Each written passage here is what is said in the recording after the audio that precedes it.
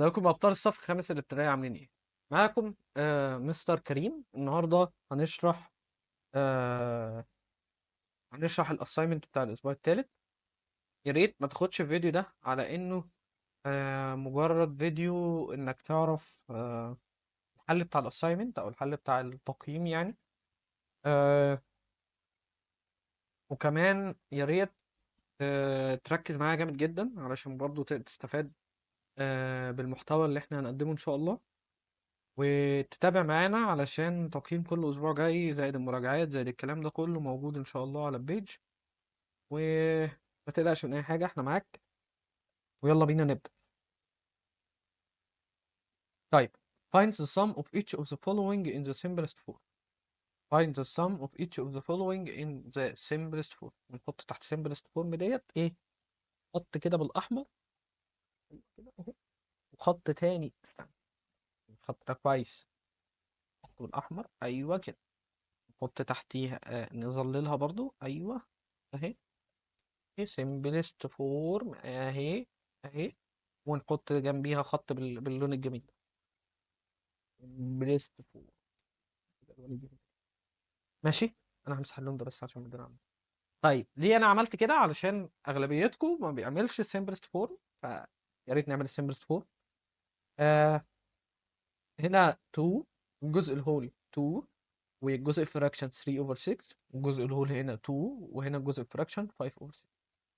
طيب، طبعا احنا اتعلمنا ان احنا نضيف الجزء الهول مع الجزء الهول ونروح كاتبينه هنا 2 وهنا 2، يبقى 4 بلس دي في الجزء فراكشن مع الجزء فراكشن. طبعا هنا الرجل زي ما هي، احنا قلنا هنا الرجل زي ما هي، الرجل عمرها ما هتتغير، تفضل نفس الكلام ب 6، واللي فوق زائد اللي فوق، هنا 5 زائد 3 بي. الغلطة الشائعة جدا انك تكتب الإجابة كده، اللي هي تكتبها 4 و8 اوفر 6 وتلفها وتطلع تجري بقى وتروح. لا، دي كده غلط. ليه غلط؟ علشان خاطر ده كده مش بروبر فراكشن، فده مش simplest فورم يعني. ده كده مش بروبر فراكشن ابدا. يعني هنا في كام 6 في ال 8؟ قال لك في 1 6 في ال 8، الفورة هتتكتب زي ما هي، يبقى ديت 1، وهيتبقى كمل 8 يا مستر، هيتبقى 2، يبقى احنا حولناها الميكسد نمبر عشان هو امبروبر فراكشن. يبقى هنا الجزء كله يعني هيبقى 5 علشان هنا 4 وهنا 1، يبقى 5. طبعا هتيجي هنا وتقول يا مستر انا كده حليتها صح؟ لا، انت لسه ما حليتهاش. انت يا معلم، انت نسيت تحطها في simplest فورم. دي كانت بس خطوة من الخطوات انك تعمل الاكشن. حطها ازاي في simplest فورم؟ واحد لاحظ ان هنا ديت موجودة في جدول 2، اللي فوق ده في جدول 2، واللي تحت ده في جدول. اروح اعمل لهم هما الاثنين ديفايدد فوق وتحت صح. 5 طبعا هتنزل زي ما هي يا جماعة، الجزء الهول ما بيتغير. فديت هتتعمل ديفايدد 2 هتبقى 1، واللي تحت ديفايدد 2 هتبقى 3. بس كده 5 1 اوفر 3. صعبة ولا حاجة، هي بس محتاجة تركيز، محتاجة تقرا المسألة كويس. طبعا بقى مش هوصيك على simplest form بقى، مش يعني مش لازم كل شوية نعملها خط تحتها خط. قال لك find the sum of each of the following in the simplest form. simplest ايه؟ form. تعالوا كده نشوف. هنا 4، هنا 2، تبقى كام؟ بنمر عليك يا معلم. اكس اجي لك الجزء الهول بلس جزء الفراكشن. اه هنا قابلتني مشكلة ان جزء الفراكشن هنا 2 over 3 بلس 3 over 4، واللي تحت هنا مش هو صح؟ احنا خدنا آه الاسم ده يعني مره مع ميكسد نمبر ومره مع فراكشنز العاديين، مش كده؟ هنا دول فراكشنز عاديين، احاول اوصل الاثنين في بعض. بنسال سؤالين: هل في واحد في جدول التاني؟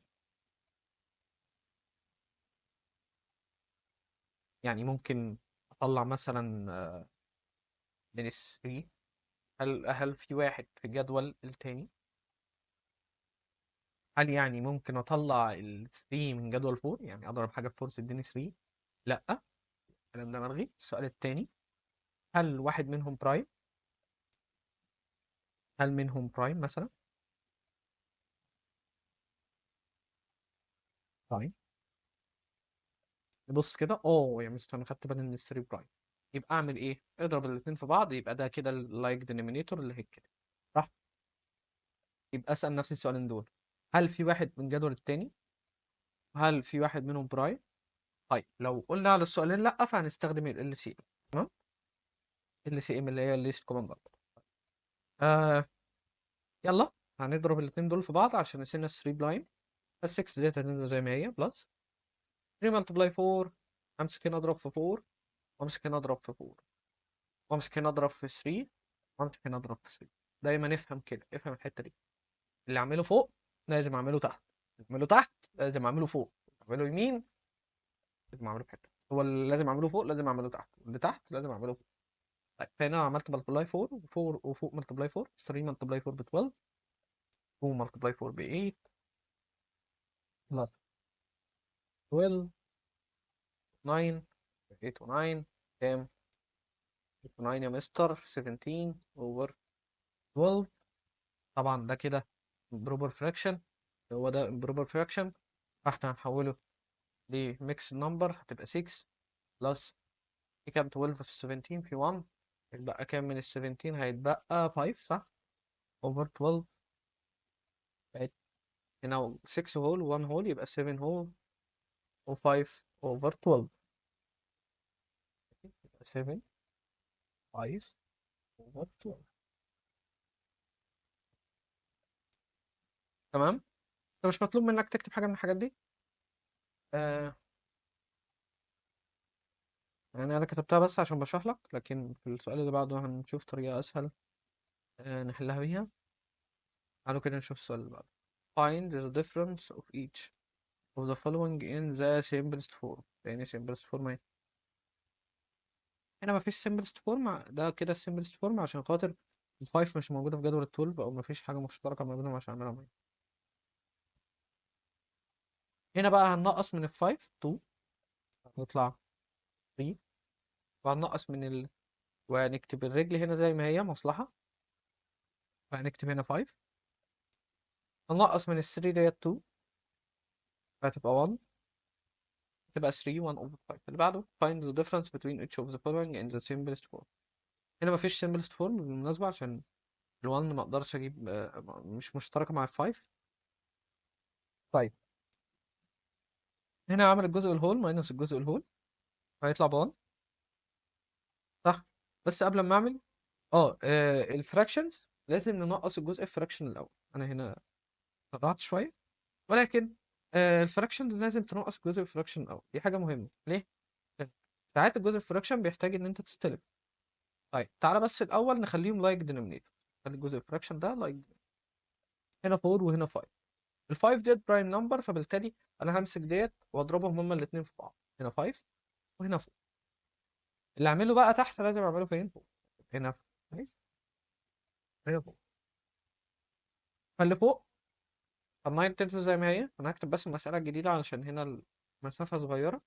9 5 باي 3 فوق هتطلع 15، تحت هتطلع 20 ماينس 8، وهنا 4 باي 3، انا بعمل دي 4 باي 3 equal 12 over 20. بس كده بقت سهلة يا مستر. نقص بقى فراكشن من الفراكشن، 12 ماينس 15 تطلع كام؟ تطلع 13 صح؟ 3 13 اللي هي مثلا 3 over 20، وهنا 9 minus 8 تطلع 1، فبقت 1 3 over 20.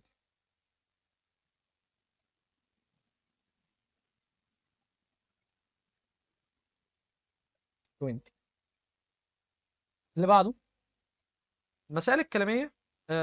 كتير منكم بيواجه صعوبة فيها، بس احنا ما خدناش غير بلس وماينس، فانت يعني انت لازم تشوف هل اعمل بلس ولا اعمل ماينس يعني.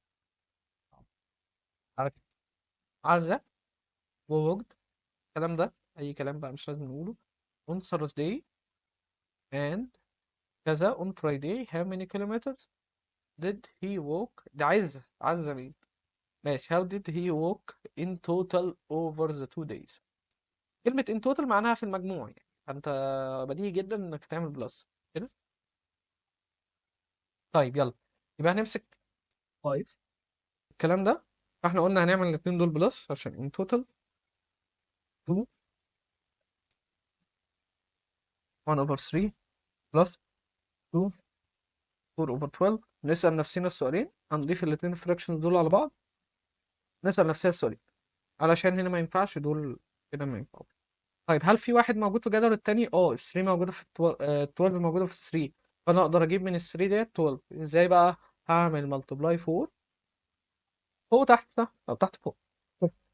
طيب فهتبقى 5 فوق ب 8 كده، وتحت هي اللي ب 12 بلس 2 بادي 4 اوفر 12.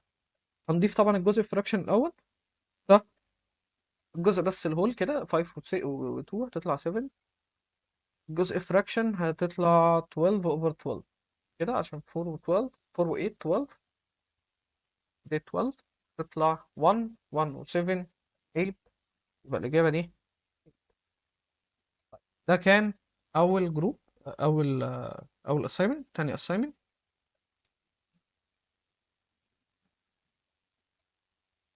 طبعا الكلام احنا شرحناه في أول واحد، فاحنا مش هنكرر بقى الشرح تاني غير حاجات بسيطة يعني عشان كده. طيب هنا 2 1 over 4 وهنا 2 و 3 over 4. هنضيف 2 على 2 هتبقى 4 بلس جزء فراكشن مع جزء فراكشن. الرجل طبعا بتفضل زي ما هي، واللي فوق زائد بعضه 1 و 3 تطلع 4. 4 و 4 1 1 و 4 5. يعني 4 over 4 1، وفي 4 على جنب تطلع. اللي بعده بيقول لك 2 و 3 over 8 6 و 3 over 4. تعمل ايه؟ طبعا هنضيف جزء فراكشن الأول، صح؟ فيبقى 3 over 8 و 3 over 4. هنا ال 4 موجود، نسأل نفسنا السؤالين عشان هنا الرجل من زي ما هي. هل في واحد موجود في الجدول التاني؟ انا ممكن اطلع من 4 دي 8 لو ضربتها في 2، ولا اضربه في 2 تحت، ولا اضربه تحت لازم اضربه فوق. تطلع هنا كام؟ 2 3 over 8 plus 6 6 over 8. جزء فراكشن مع بعضه 3 over 8 6 over 8 هتطلع حاجة over 8، صح؟ يبقى 3 plus 6 اللي هي 9 و 2 plus 6 اللي هي 8، صح؟ ديت لو فكيناها تطلع كام؟ الله ينور عليك. ديت هتطلع 1 و 1 over 8.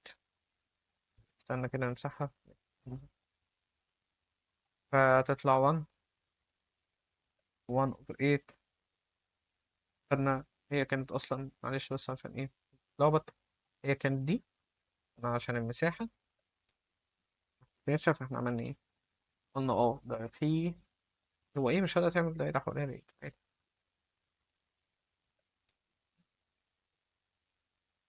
ده في ال 9 ديت في 8، في واحدة 8 فتطلع 1، وتبقى من ال 9 ديت 1 فتطلع 1 over 8.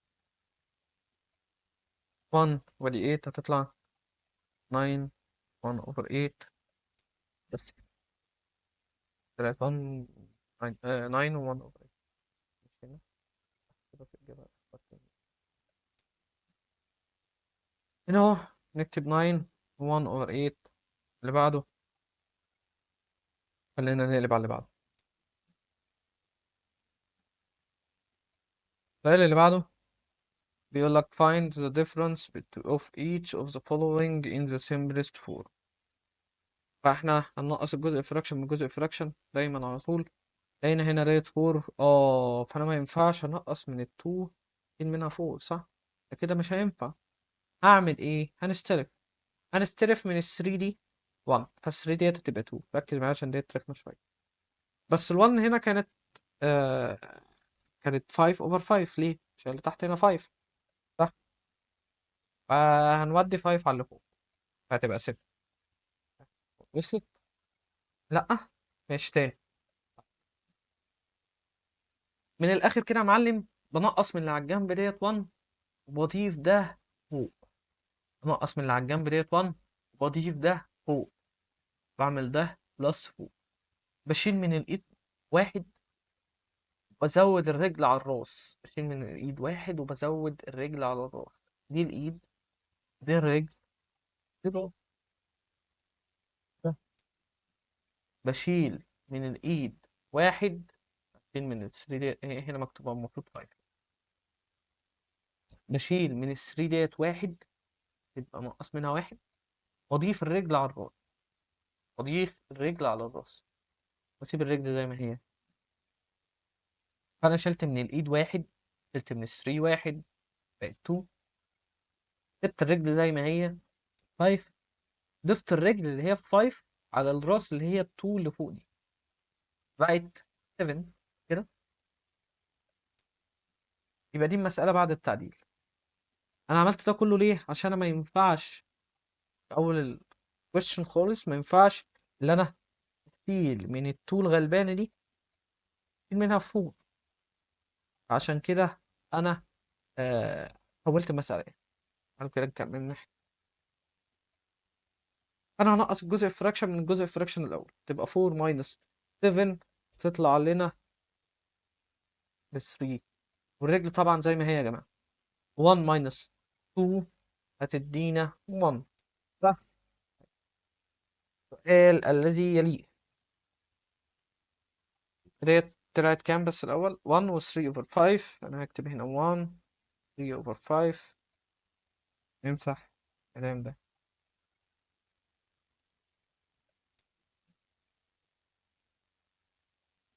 find the difference of each of the following in the simplest form. هو عايز ينقص من ده. طيب هعمل ايه؟ بصوا يا جماعه، شايفين دي نقدر نعمل لها ريجروبينج ك 2، وناخد 1 منها نحوله ل 7 اوفر 7. فدي كده اللي هي 2 و 7 اوفر 7 هي 3، عشان 7 اوفر 7 ديت ب 1 تضاف على 2 تبقى 3. 2 1 اوفر 7. طب اشمعنى ال 7؟ علشان تحت هنا في 7، فانا اخترت 7 يعني. لكن هي ممكن تبقى اي حاجه تانية، ممكن نخليها 8 اوفر 8، 10 اوفر 10، اي حاجه، اي حاجه في نفسي. طيب انقص الجزء فراكشن من جزء فراكشن، يبقى 1 اوفر 7 7 اوفر 7 ماينس 1 اوفر 7. هنشيل 1 من ال 7 هتبقى 6 اوفر 7. طيب والجزء الهول من الهول 2 ماينس 2 بزيرو، ما نكتبش زيرو. يبقى 6 اوفر 7 اللي بعديها. بس نكتب ال 5 اللي اتمسحت من هنا. هنا 6 اوفر 7. هنشوف السؤال الذي يليه. find the unknown value in the simplest form. سهلة، إن ديت معمولة بلس ماينس هتروح بالبلس. لو عايزين نعملها بالاريا موديل اهو. اهو مين اكبر واحد؟ اكبر واحد هو اللي باكل منه يا مستر. مين اللي باكل منه؟ الام، صح. يبقى الام هو اللي فوق. هنا ماينس ماينس، صح. واي رقمين تحت اللي هم الرقمين الباقيين، ده هنا او هنا. فمن الاخر يعني انت هتعملهم بلس. ليك الاجابه، تعالى نعملهم بلس. يبقى او انك تودي ده هنا بماينس، يعني احنا بلس 2 5 اوفر 8 بلس 7 3 اوفر 8 ايكوال الجزء الهول الاول 3 و5. سوري الجزء فراكشن الاول 3 و5 8، يبقى 8 اوفر 8. الجزء ده التاني هيبقى 2 7 9. هنا هتبقى 1 على ال 9 هتبقى 10.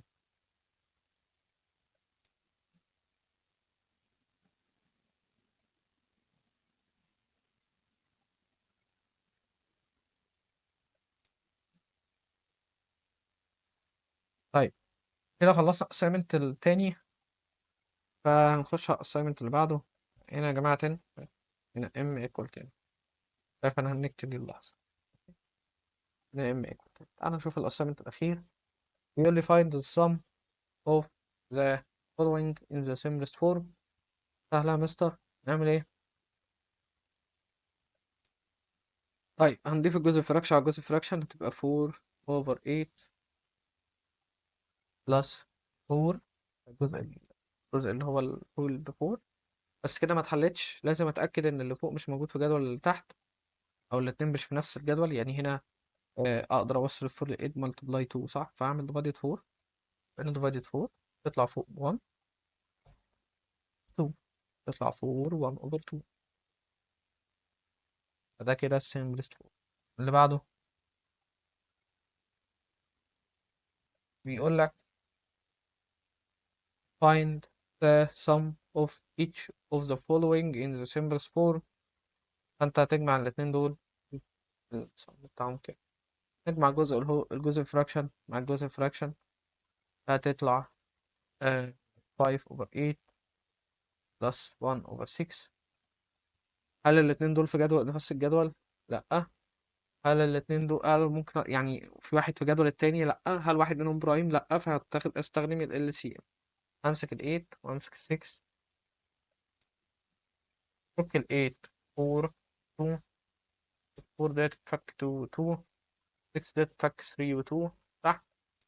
نكتب ال سي ام. ال سي ام بيبقى متكرر يتكتب مرة واحدة، يعني هنا متكرر مفيش غير ال 2 يتكتب مرة واحدة، وادي في 2 2 هنا كمان، فهنكتب 2 2 كمان. تعالوا بس نيجي شمال شوية عشان نعرف نكتب. ماشي. احنا قلنا ال آه قلنا ال سي ام ايكوال، قلنا نكتب 2 واحدة. ماشي. من هنا في 2 وهنا في 2 وهنا في 2 2، فهنكتب ال 2 2 دول، وهنا في 3، فهتطلع 2 multiply 2 multiply 2 ديت ب 8 يا مستر، عارفينها. multiply 3 ب 24. صح. تمام تمام. يبقى اللي تحت هيبقى ب 24. ده كله علشان نطلع اللي تحت هو 24.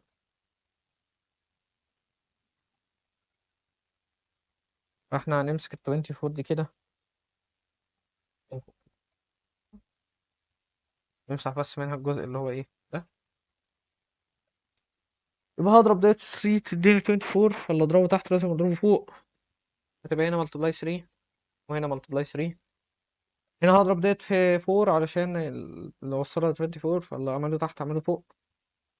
فده كده شكل المسألة الجديد. ما تنساش طبعا الجزء الهول، يعني الجزء الهول لسه موجود معانا وده كله. تعالى نكتبه دلوقتي. هنا 4 وهنا كان في 3، مش باينة بس يلا. هننزل ال 4 زي ما هي، نعمل 3 باي 5 15 و 3 باي 8 24. بس. هنا 4 باي 1 ب 4 على 4 باي 6 20. طيب. وهنا في 3. نبدأ نعمل بلس، نعمل الجزء الفراكشن الأول، هتبقى 4 15 19 over 24. هل في simplest form؟ لأ، عشان اللي فوق ده أصلا برايم. هنا 3 و 4 7، بس يبقى 7 و 19 over 24. 7 19 over 24. طيب find the difference between each of the following in the simplest form. طبعا هنقص الجزء الفراكشن من الجزء الفراكشن، اللي تحت دايما بيبقى ب 7. بس نمسح يبقى نمسح الكلام ده كله كده.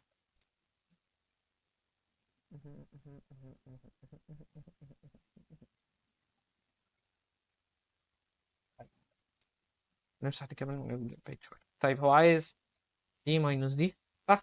فانت تنقص الجزء الفراكشن الأول، يبقى 5 over 7 minus 1 over 7.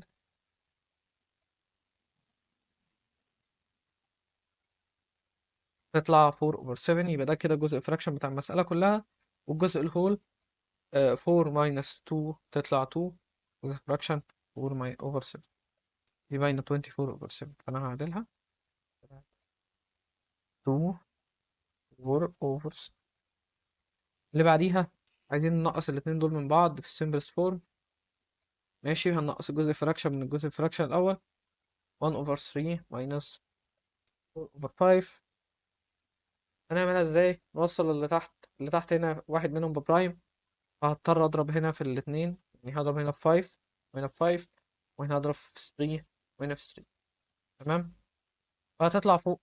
الله ينور عليك. هنا هتطلع فوق ب 5 over 15 minus 12 over. ماشي.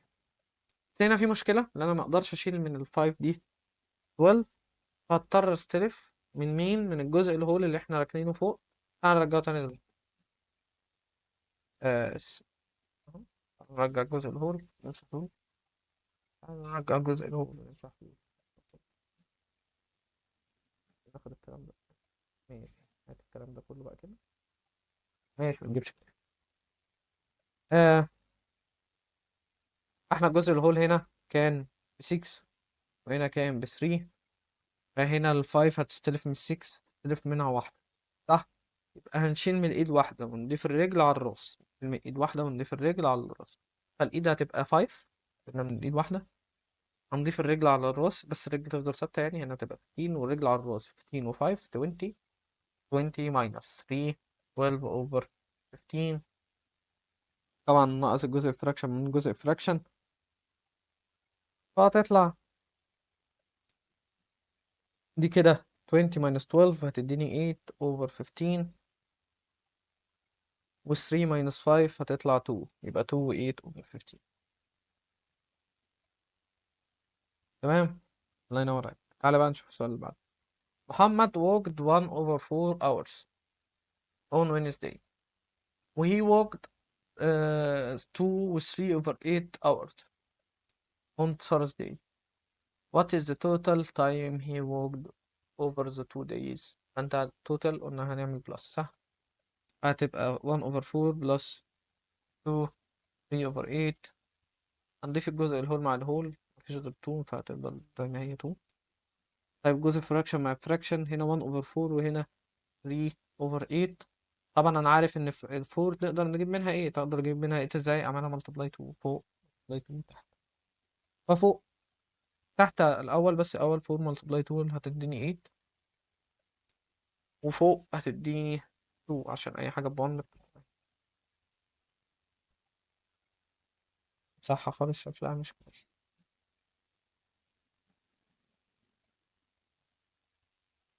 طيب هنبدأ نزود 2 3 5 8. وبكده نكون خلصنا الاساينمنت بتاع ويك 3 او التقييم بتاع ويك 3 الاسبوع التالت يعني آه، ليكوا يا سنة 5. يا ريت تتابعونا باقي الترم علشان هننزل باقي التقييمات وامتحانات الشهر، حاجات كتيرة يعني ممكن تفيدك، وبس كده.